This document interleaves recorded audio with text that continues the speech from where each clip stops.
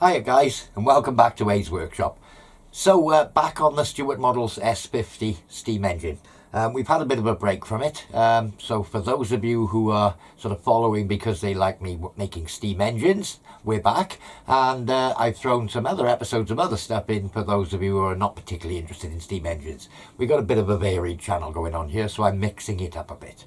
Anyway, that said, today we're going to get on and make the steam chest area. So steam chest cover, definitely, and maybe the steam chest itself, we might make a start on that. So let's not mess about. The green jumper's on, it means business, so let's get straight on with it. So valve chest cover, there's some casting detail on this space, and this space is pretty flat as it stands now without any filing or dressing up. All around the outside edges there's a bit of flash, and obviously that's the inlet where it was cast. This back face is pretty rough and well out of flat. Okay, so I had a look at the drawing and wrote down some measurements, where it is now, where it's got to be, that sort of thing. Thickness 8, it's 193, so there's loads of material on the thickness. So when I come to machine this, I want to keep as much detail on this front face as we can. So I think it's going to be a case of just flashing over this front face and then removing material off the back, which is the rough face, this face, to get the final thickness of 125. So that's simple. Height this way, let's turn it round, 2932, which is 906. It's 921 at the moment, so there's what, 15 thou left on these two faces. What I want to do is keep this feature central about, so I'll measure the difference between the two, bring them into the same so that it's central about on whatever the cleanup is, and then take equal amounts off either side to bring it into the 906. And exactly the same with the features from the end here. I'll measure the distance here, or here, and here, see what the difference is, machine the bigger one down to equal, and then bring it into size. Now again, there's only 3125, there's 8 thou on here, it isn't much to play with. 325, so 13 thou, sorry, roughly 13 thou left on there. So yeah, I think I've measured it up, and the differences are around 3-4 thou on where that is in relation to the casting at present. So it should be fairly simple. Holding it and that sort of malarkey is going to be a bit of fun. I think what I'll do is get these two long sides into size first, and at least that will give me the opportunity. I'll probably bring it into the vise, put it in this way. I'll just deflash this side, and I'll take a scratch pass off both sides. Then we'll do our measurements as to bringing the feature into centre. So having just machined this face, I've done a measure across the two from the form to the outside. And this side is 6 thou thicker than this side. So I'm going to take 6 thou off here, and then we'll have a measure up and see how much in total's got to come off. But I will be able to measure it if I have it on the edge of the vise here. I will, with a parallel back a bit, I'll be able to measure it here and do this side all in one go. In fact, I've just put it in upside down. Okay, so I stuck at the other end of the vise. It's just worked out easier for me. Yeah, so basically I've just turned it round, tapped it down on a parallel again, and I've dropped down 6 thou with the head. That should get me in the ballpark, and we should have equal about. So, hold on, speed that up a little. That allows me to get under the skin a bit better.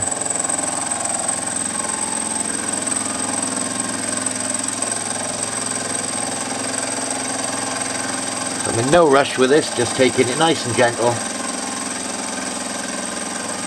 It certainly appears to be cutting a lot better than it was with that larger cut. Of course, with me clamping against the fixed jaw, these faces are going to be square to that nice flat face as it stood.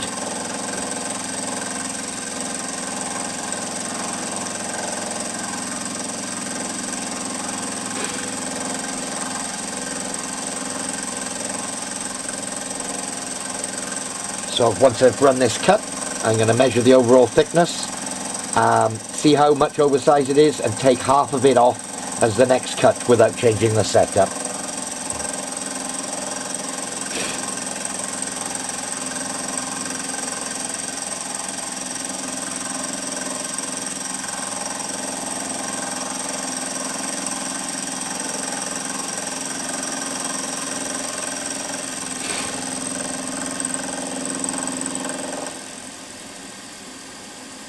Okay,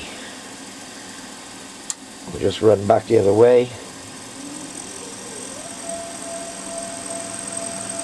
And we'll have a measure.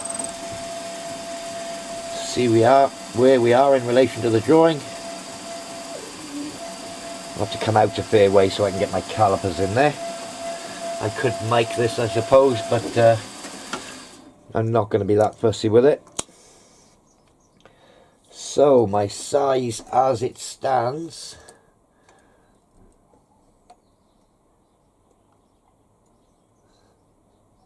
about 911 thou. Finished size 906. So 5 thou, so 2.5 thou on this side, 2.5 thou on the other side. So I'm going to wind down 2.5 thou. I would if I undid the quill lock. There. Okay. And run another cut now to take that to size.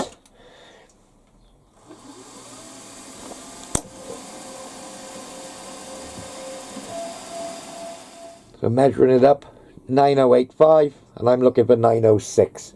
Well, 906.2. So yeah, just over 2 thou.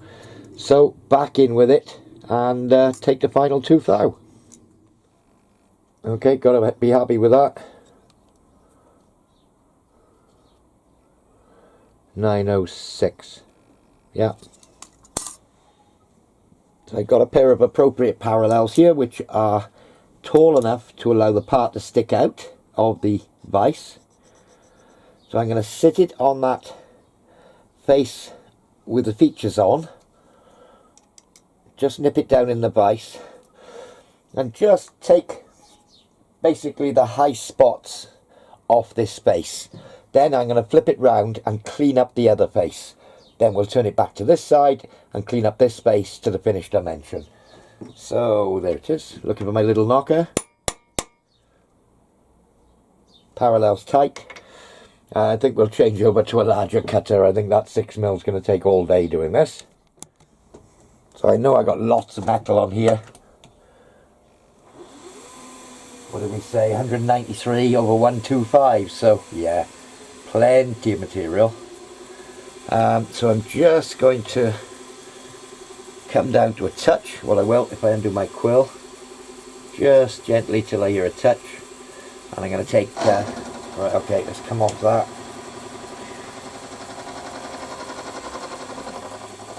I think I'm going to take 10 thou off here. Okay, in one hit. Let me just start on that back face. I want to get under the skin, hence the 10 thou. I go nice and slowly on the feed. What am I doing? I could go a bit faster on the RPM. 800. Could go quite a bit faster than that.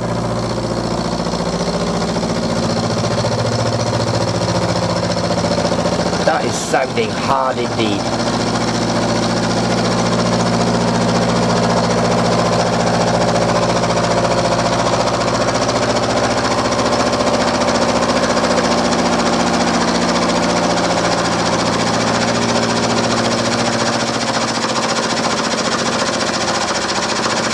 That outer edge probably not done that cutter much good at all.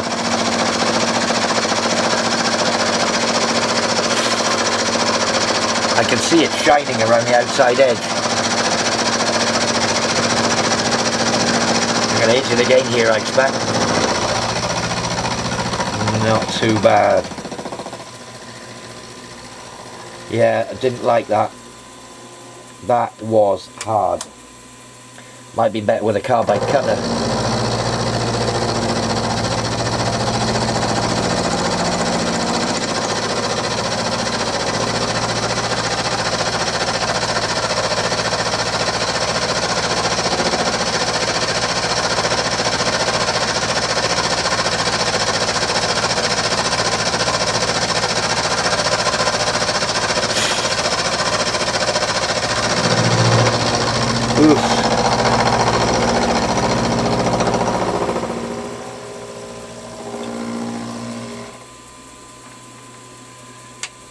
Yeah, that's a particularly nasty casting around the outside.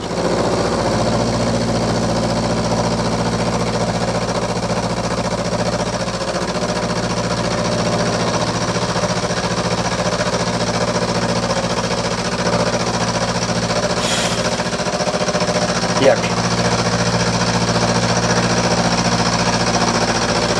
I think I can say goodbye to the keenness of that cutter. Not to worry.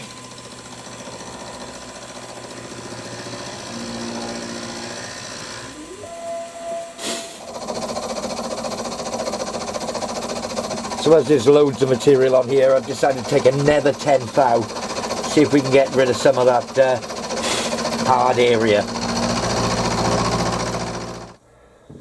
So I've made a decision. I am going to leave the front as raw cast. Let me just mic off that top surface down onto a parallel.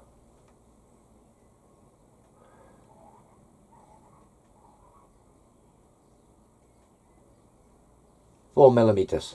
Okay. 156, 157. So theoretically there's about 30 thou to come off there. 32 thou. Let's just see how much I can take off and not hit my vise.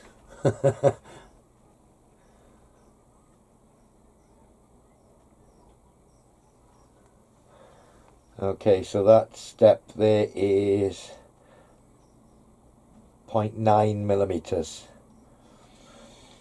I'm going to take another 20 thou off it, and yeah, 2 10 thou cuts, and I'm going to call it on thickness. I've been machining away on this base. I've taken that extra 10 thou. Let's take it out. Let's see exactly what size it is at present. I thought of a repercussion to leaving it over thickness. May have a bearing when, you know, due to the length of the bolts that are in the kit to hold it in. I could always get some longer ones, I suppose, or machine some up. Let's see where we are at present. Okay. So, 151 thou. Another repercussion is that there are 6 screws in here. When I drill the holes, that's going to involve spot facing for the bolts to sit on in the 6 places. I think I'll just flash over this other side. I can't see. Yeah, I mean it's going to be paint anyway, and it might be nice just to have these 4 pockets as a cast detail. So I'm going to do that. I haven't machined the ends yet, but I think I'm just going to zap over the top quickly. So there's a little bit of a sharp edge on those 2. I think I'll just run an oil stone along them, and then I can put it back in. I'm going to keep my setting where it is, and I'm going to go straight in with a 5 thou cut. What did I say the thickness was? 151. Yeah, so there's plenty of material. So back down on that face. I know I can take another 10.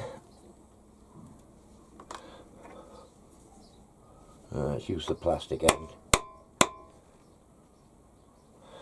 Down hard on the parallels. Okay, so let's see what how hard this space is. Straight in with 5 thou, I think. We'll have a quick look, see what that does.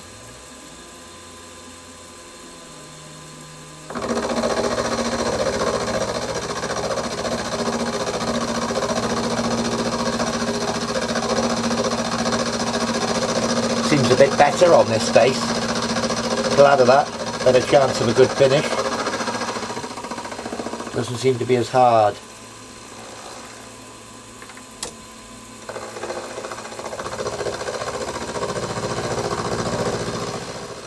Yeah, certainly nothing like the issues with hardness I had on the other side.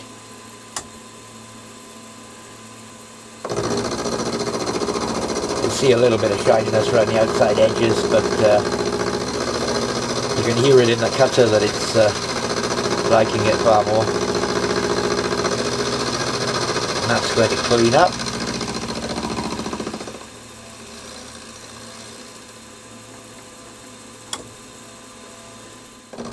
Okay, so that done 139. I think we'll live with that. It's 14 thou over. I don't think that's going to make a blind bit of difference to the bolts. And it does give it a bit more substance. So, yeah, machine the ends to size now. Basically, put it up in the vise, hang it over the outside edge, and I'll scratch one side, then the other, and then we'll see what it takes to clean it up. So the next step with this, smack bang in the centre, is a 1/4 tapped hole, and then there are 6 holes, 7 BA clearance. I got a little sketch I'll bring you across. So it's all routed about this centre point. 1/4 in the middle. It gives a distance this way of 11/16. So this way, half and half, 11/32 up and down from that 00 datum. And then from the centre line, obviously we've got 1 on the centre of those 2. And then 35/64 either way, left and right from that 00. So I'll write some decimals down on my drawing and we'll get and drill these holes for 7 BA clearance. So first job, find the middle of the world. Past it. So find the back jaw, find the front jaw, split the difference. Using the half function on the DRO, so wait for the kick. There. Let's set Y0.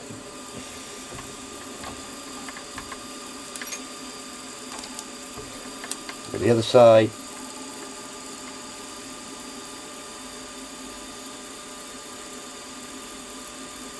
Wait for the kick. Come on. There. So, I set Y half and go to 0 on the DRO. Whatever that new reading may be. That's 0. Okay, so, come on. Catch you in a minute. Exactly the same procedure. Touch this side with X.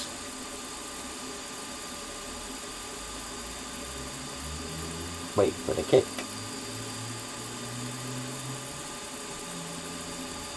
Come on. Any second now. There. X0. I'm just going to have to come up and out the way a little. Go the other side.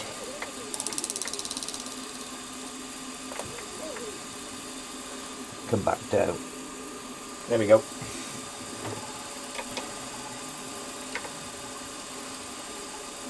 Again, come in till I get the kick.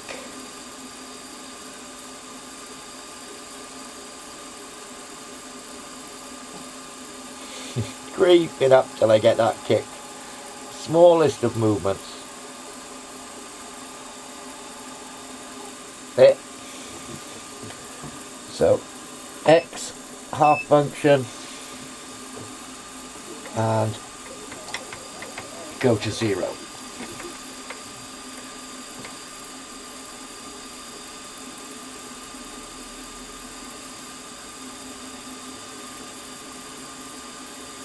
Okay, so theoretically, let me just come up just a touch. If I can centre that wobbler.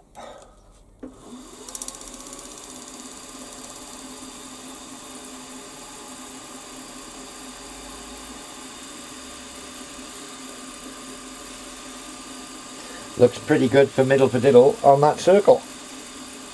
So I'm pleased with that. So I'm going to go around with the centre drill first. I'm on 0, 0. And this centre drill has a pilot of 2.2 mil, which is absolutely fine.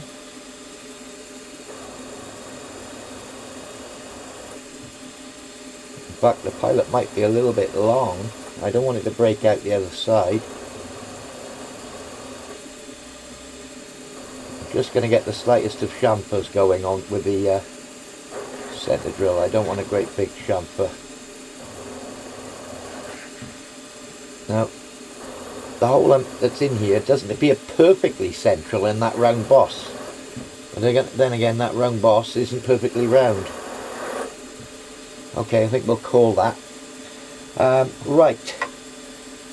Do I do this while I'm here and then move on? Saves chopping and changing drills. Or do I center drill all the holes first? Makes no difference really. I think I'll drill this hole. I'll come back to 0, 0 for tapping at the end. I think I'll drill this hole now. So let me just take it up. So tapping drill for quarter 32, according to my reference, is 5.4 millimeters. And I do have 5.4 mil drill. I'm getting one out as we speak. Here she is, and it will fit this chuck. It goes up to a quarter, back down again.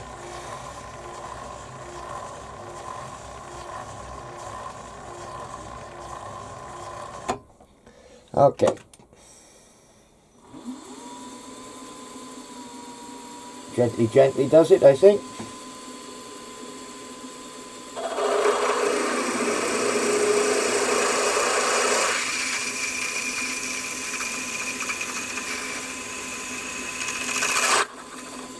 There she is. We're going to come back to that 0, 0 at a later date to tap that right at the end. Okay, so we'll take that out of the way, put that back in its tin. Right, so we'll get rid of that bit rubbish there. And we want to move in Y 343.8 thou.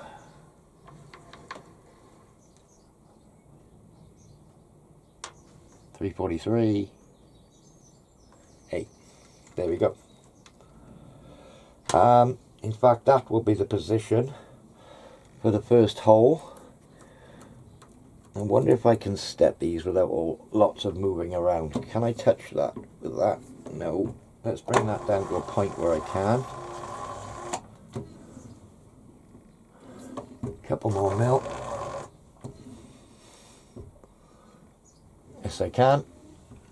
Let's do it.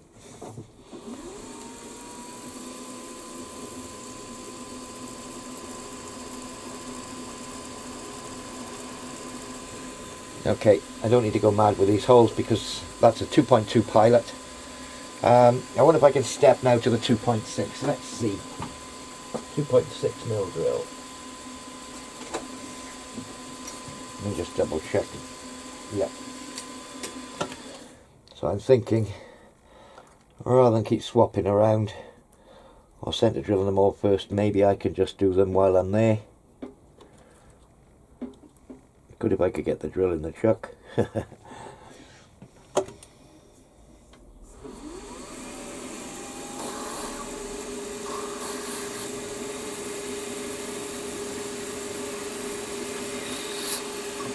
Okay, number 1 of 6. Back to the center drill.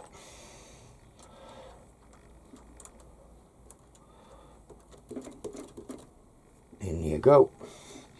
Right, left and right travel is 5469. 520, 530, 540.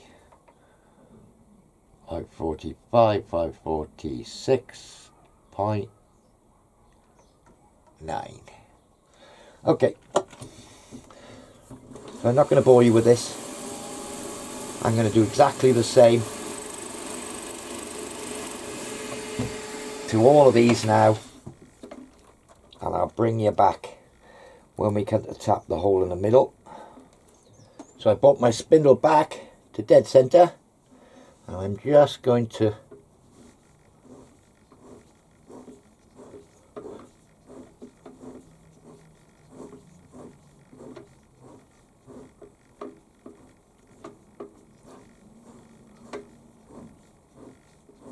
tap this hole. My hand's getting in the way probably. Do apologise. So it's only very thin, this wall. Okay, I'm just going to lock the quill there, undo the chuck, and then leave the tap behind and bring the tap out by hand. Okay, so there we are, 1/4 32. Jobs are good and all the holes in there. Just got to deburr the 6 holes now, and that's that part done. I'll probably put a brake edge around the top of these and around the bottom with an oil stone, but that's the part finished. So I've just spent 5 minutes on a piece of wet and dry.